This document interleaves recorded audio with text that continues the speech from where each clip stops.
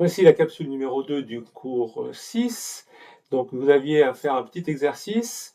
Ici, la donnée essentielle sur ce qui avait été traité au niveau des courbes intensité potentielle. Vous avez effectivement tous les points des courbes cathodiques, des courbes anodiques. La tracée des demi-droites de Tafel n'a pas été fait, mais simplement le logiciel a calculé l'intersection des deux demi-droites de Tafel, l'intersection des deux demi-droites de Tafel pour un potentiel de corrosion de 0,292 volts par rapport à l'électrode de calomètre saturé. Et on a ici une valeur 23,5 microampères par centimètre carré, qui est tout simplement le J de corrosion. Donc on va reprendre pour le réinjecter dans la formule qui est ici. Et donc, on va avoir besoin de savoir combien d'électrons ont été échangés. Ici, c'est un échangeur thermique en cuivre. Donc, on a une stoichiométrie 2. Lorsqu'on perd une mole de cuivre, on échange 2 moles d'électrons. Donc, petit n est égal à 2 ici. La formule petit n sera égale à 2, que je reprends ici. Donc, 63,5 la masse molaire en grammes par mol. 23,5 10 puissance moins 6, valeur de la densité de courant de corrosion en ampères par centimètre carré. Le 2 donc du nombre d'électrons n égale 2 dans la demi-équation électronique, 96 500 coulombs par mol, multiplié par 8,96 ici, en grammes par centimètre cube, c'est la masse volumique du cuivre. Sa densité étant égale à 8,96, on peut dire que sa masse volumique est 8,96 grammes par centimètre cube, et donc j'aurai des centimètres par seconde à la sortie, que je peux transformer effectivement en millimètres par an. Donc dans un an, il y a 365 jours, un quart, que dans un jour, il y a 24 heures, et que dans une heure, il y a 3600 secondes. Ça fera donc environ 0,027 cm par an. On demandait en millimètres, égal à la virgule d'un rang vers la droite, 0,27 mm, soit à peu près 0,3 mm par an, ce qui est assez considérable, c'est un milieu très corrosif.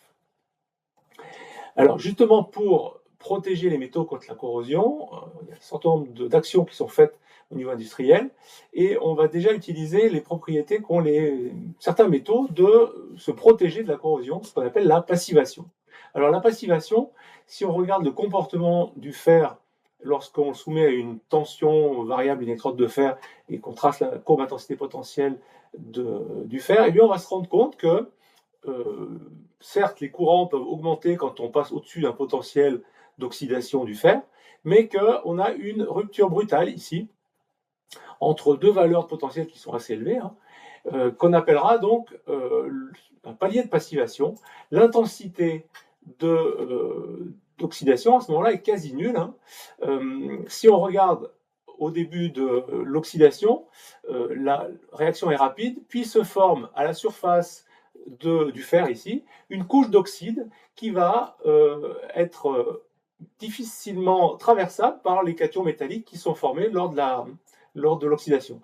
Donc cette libération du cation métallique, notamment Fe2+, si il n'est pas libéré à travers la couche qui est un petit peu hermétique, eh bien il n'y a pas de courant qui circule forcément puisqu'il n'y a pas d'échange d'ions à l'intérieur de la solution.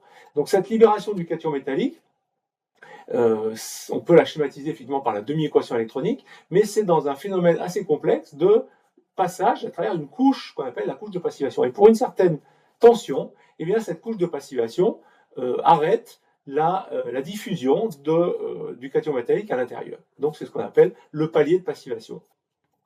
On va appeler donc les différentes zones de cette courbe intensité potentielle soit la zone d'oxydation, et donc dans la zone d'oxydation, le courant augmente de façon très très forte, parce que le fer donne Fe2+, plus d'électrons, les ions Fe2+, diffusent dans la solution. À partir d'un potentiel qu'on appelle le potentiel de Flade, on a une rupture brutale de la valeur du courant, ou de la densité de courant ici, palier de passivation qui va avoir une certaine largeur, et pour lequel on pourra assimiler la densité de courant à 0.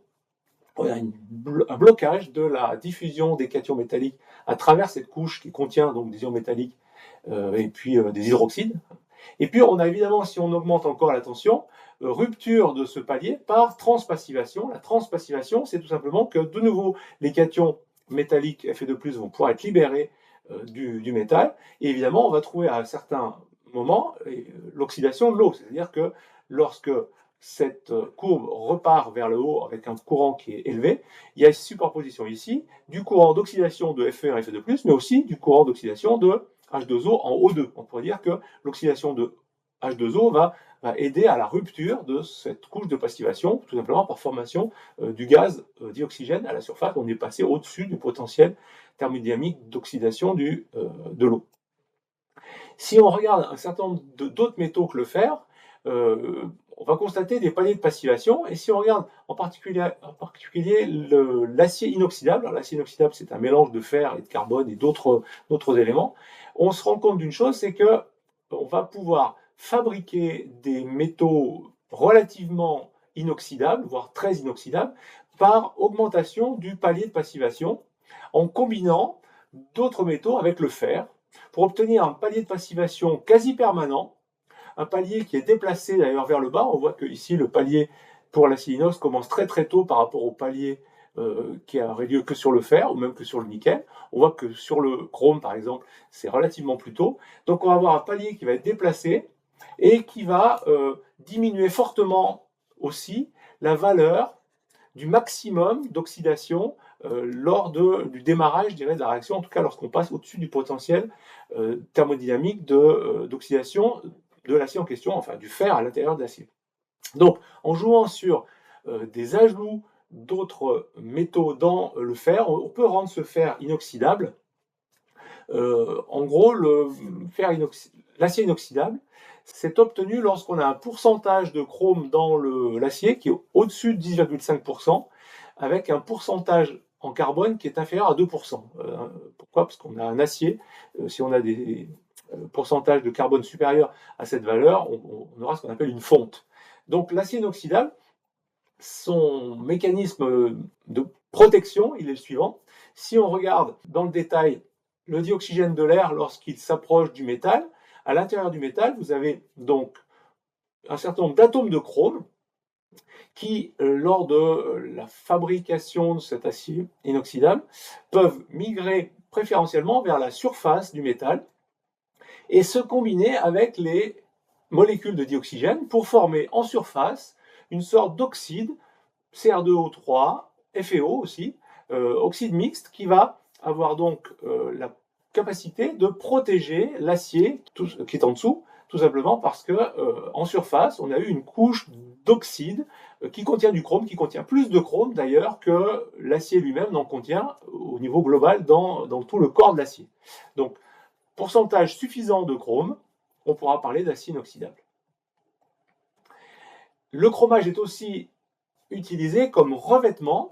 On a ça sur les structures, notamment les pare-chocs des vieilles voitures, où on pouvait recouvrir par électrolyse du chrome sur du fer, et à ce moment-là, l'oxyde de chrome a la particularité de protéger le fer qui est en dessous. La seule problématique, c'est que si le chrome a été heurté, s'il a été tordu, s'il y a eu un choc, s'il a été rayé, eh bien le fer dessous le chrome est mis à nu. Donc le fer qui est mis à nu, s'il est en contact avec le dioxygène, il va se corroder, et ce qu'on appelle une corrosion par piqûre. Si on regarde en détail, qu'est-ce qui se passe? Eh bien vous avez une couche de chrome et puis qui s'est oxydée en oxyde de chrome qui va pouvoir empêcher le dioxygène de l'air de traverser vers le fer. Par contre, s'il y a une piqûre, ici un défaut ponctuel, et que cette zone-là, qui est une zone dans laquelle le fer se retrouve en contact direct avec l'air humide, eh bien, on va pouvoir avoir corrosion du fer à l'intérieur de cette piqûre qui va d'ailleurs se traduire par une augmentation de la profondeur de la piqûre et le fer va se corroder sous la couche de chrome et d'oxyde de chrome. La question que je peux vous poser maintenant, j'ai agrandi la zone de piqûre ici, chrome passivé et fer. Qu'est-ce qu'on pourrait écrire comme réaction?